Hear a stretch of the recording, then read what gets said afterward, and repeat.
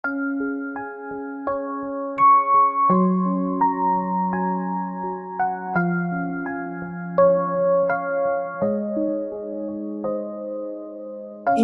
sederhana untuk menciptakan generasi terbaik melalui keluarga. Ayah Edi berbagi untuk keluarga Indonesia.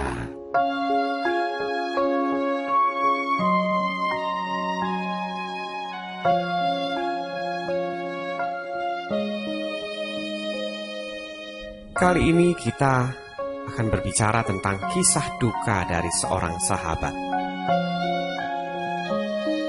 Rani adalah sahabat saya. Ia adalah seorang mahasiswi yang berotak sangat cemerlang dan memiliki idealisme yang sangat tinggi. Sejak ia masuk kampus, sikap dan konsep dirinya sudah jelas, yakni untuk meraih yang terbaik di bidang akademis dan profesi yang akan digelutinya. Why not the best? Begitu ucapan yang kerap kali terdengar dari mulutnya, mengutip ucapan seorang mantan presiden Amerika.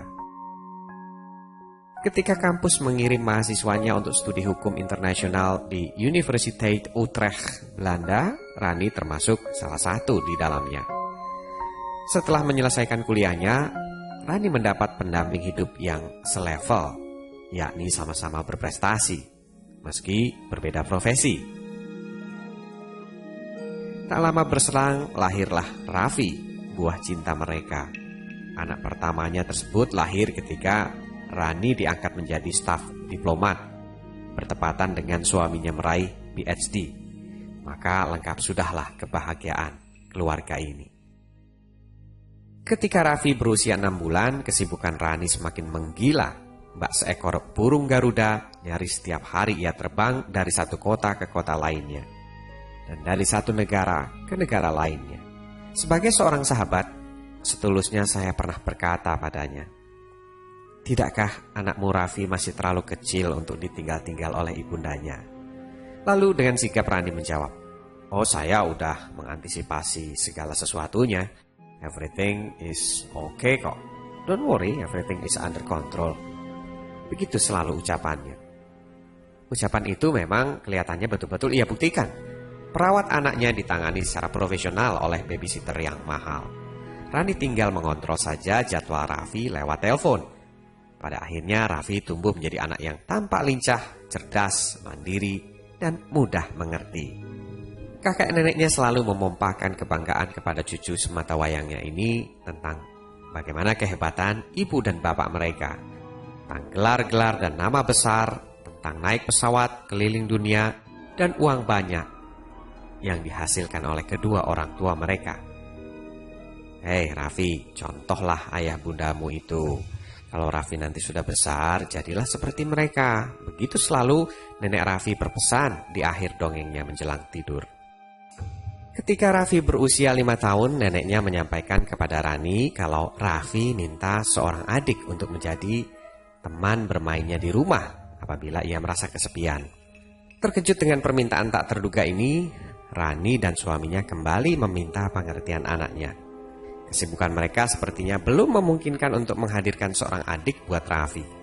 Lagi-lagi bocah kecil ini pun mau memahami orang tuanya. Dan dengan bangga Rani mengatakan pada saya bahwa anaknya memang hebat.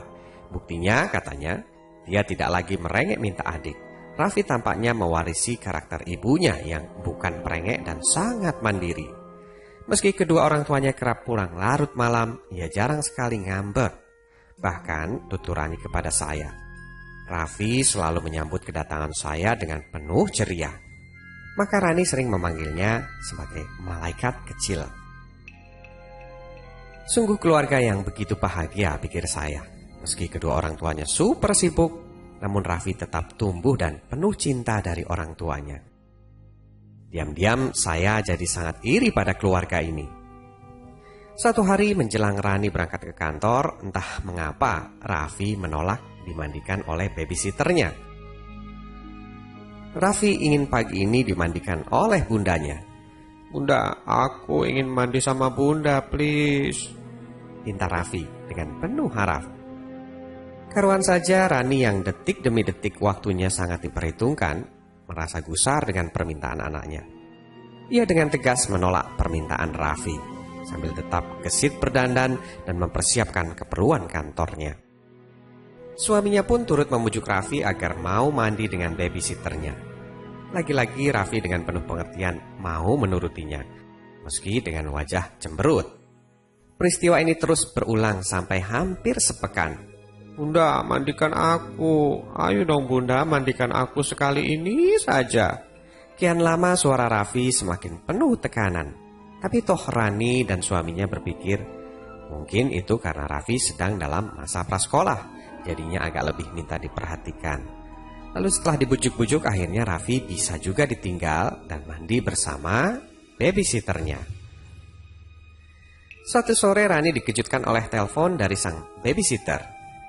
"Bu, hari ini Raffi panas tinggi dan dia kejang-kejang. Sekarang Raffi sedang diperiksa di ruang emergensi." Ketika Rani diberitahu soal Raffi, ia sedang meresmikan kantor barunya di Bandung. Setengah terbang dari kantornya, mendengar berita ini Rani ngebut langsung ke UGD. Tapi sayang, terlambat sudah. Tuhan sudah punya rencana lain. Raffi, si malaikat kecil yang paling dicintainya itu, keburu dipanggil oleh Tuhannya. Terlihat Rani mengalami shock berat.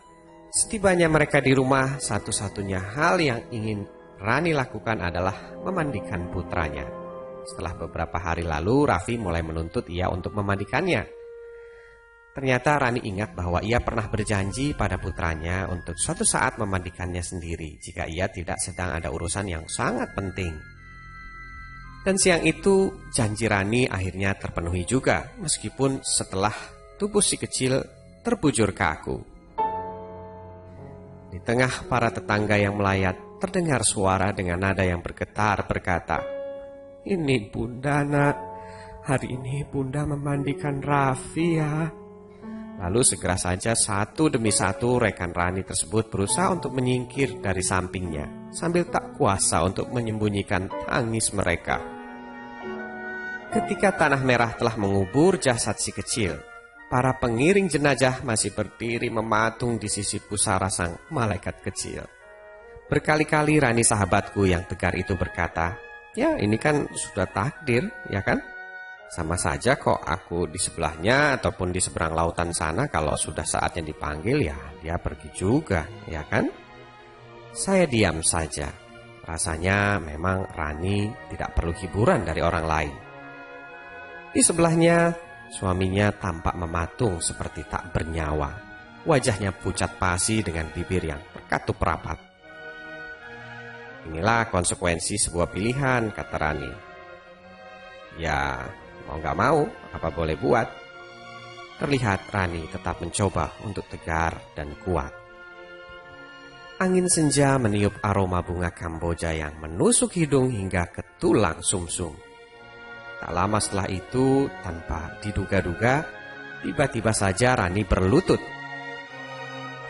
"Raffi, maafkan Bunda ya sayang," serunya histeris. Dan segera terdengar tangis yang meledak-ledak dan penuh berurai air mata. Sepanjang persahabatan kami, rasanya baru kali ini saya menyaksikan Rani menangis dan histeris seperti itu. "Bangunlah Raffi sayang, bangun ya nak. Bunda mau mandikan Raffi sayang. Tolong beri kesempatan Bunda sekali ini saja. Please Raffi, bangun nak, bangun anakku sayang." Rani merintih mengiba-iba sambil menubruk dan memeluk pusara anaknya dan terlungkup di atasnya. Air matanya segera saja membanjiri tanah merah yang menaungi jasad Raffi. Senja semakin senyap. Aroma bunga Kamboja semakin tercium kuat menusuk hidung hingga menembus ke tulang sumsum. Tapi apa hendak dikata, nasi sudah menjadi bubur. Sesaat kemudian tiada berguna lagi. Raffi tidak pernah mengetahui bagaimana rasanya dimandikan oleh orang tuanya. Karena banyak hal yang jauh lebih penting daripada hanya sekedar memandikan seorang anak. Para orang tua yang berbahagia dimanapun Anda berada, Semoga kisah ini bisa menjadi pelajaran berharga bagi kita semua. Ya, para orang tua yang sering merasa hebat dan penting dengan segala kesibukan yang dimilikinya, melebihi dari untuk mendidik anaknya sendiri. Demikian Ayah Edi berbagi untuk keluarga Indonesia.